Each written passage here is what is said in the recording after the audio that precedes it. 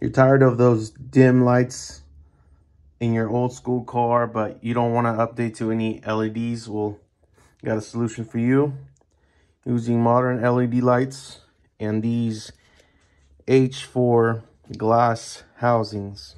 So once you buy the H4 LED of your choice, you're going to remove this rubber. You're going to unclip this here.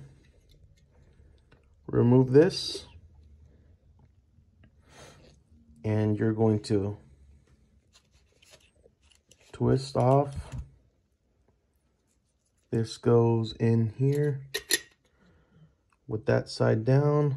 These go in the little groove. And you have to push.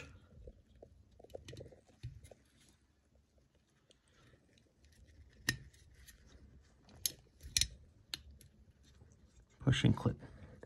So this is clipped in. Now, all you got to do is, you see these little slots, they match up with this. And you twist. There you go. This is just for demonstration. You can also put this rubber seal.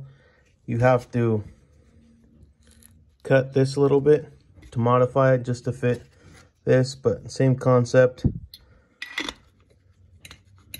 Push through and seal and twist. And there you go.